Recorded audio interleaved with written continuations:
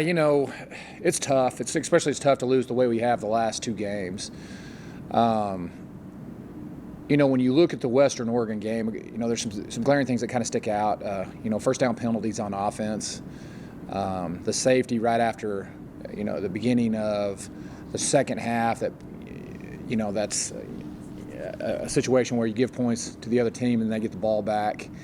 And you know, once again, you got to hit the penalties again. I really think we couldn't get out of our way. You know, give Western Oregon credit. They were a good physical football team. With all that said, too, is we had a chance to win it there late in the game. I will say this: a lot of positives come out of this. You know, we're right there as a football team. We continue to work. We continue to, you know, keep a young staff going and practicing. I really do look forward to the second half of this season. A lot of fight there at the end, I think is kind of the key thing. To see your team not give up, even with their backs against the wall. There are only 2 seconds left, facing it was like 75 yards or so.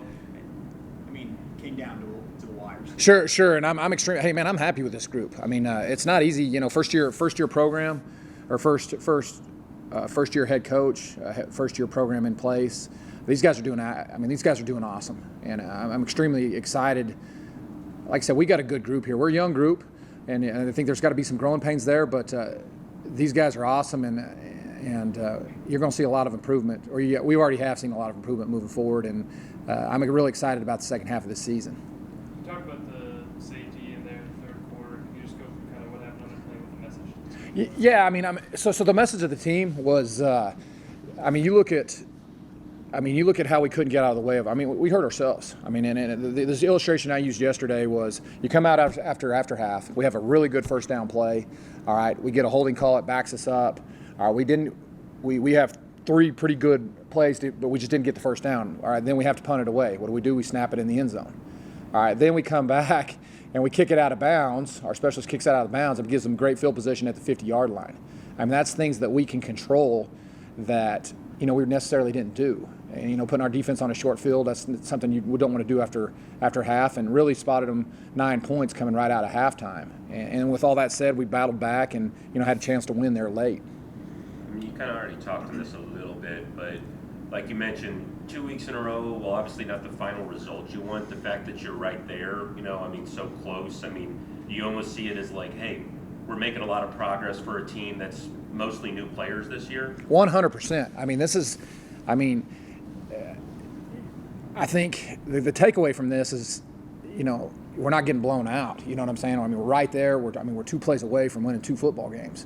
You know, there's a lot to that, and you know, the development and the moving forward is encouraging.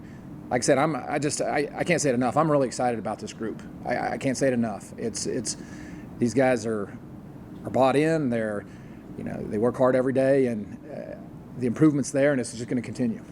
Coach, I mean, we've heard a lot of great things about the kicker, and for him to miss that kick there at the end, obviously heartbreaking. What was your message to him to kind of keep his head up? I'll keep your head up, man. I mean, another thing too, you got to look at, you know, take the Midwestern State game where he goes out there and hits 3 for 3, and you know, basically puts up 9 points for us, 2 scores. You know, it's I mean, he's a great kicker, and once again, he's young too. I mean, he's a redshirt freshman, and he's only going to get better. And you know, somewhere down the road, that situation that we did at the end of the game is going to pay off, because he's going to go in there and make the next one. You mentioned giving the points up easy. You feel like your defense just too much time on? Absolutely. I mean, you look at the play count. You look at the play count. You know, 50 plays to their 72 plays. I mean, that takes a toll on a defense, and especially how physical Western Oregon was. That's a downhill football team. You know, the good takeaway from that is, you know, I thought we battled. I mean, they're averaging like two yards on the ground off of like 50 carries, but still, it's way too long to be out on the football field for a defense. Looking forward to the next trip. Absolutely. Texas A&M Kingsville, senior heavy football team.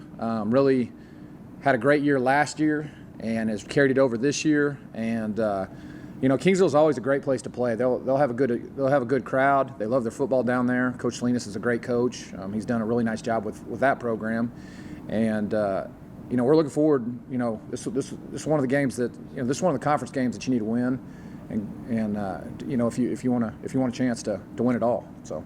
That Kingsville team, you know,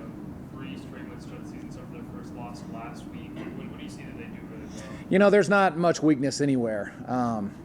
They're big up front defensively. They're old defensively. Offensive line, they're big. They do a good job of executing.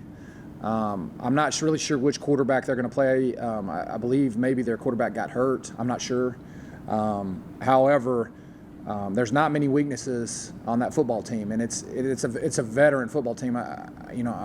We looked at it just before we came here. Something like 15 senior starters out of the top 22 on offense and defense. Very veteran football team, and big, fast, and athletic. Good football team.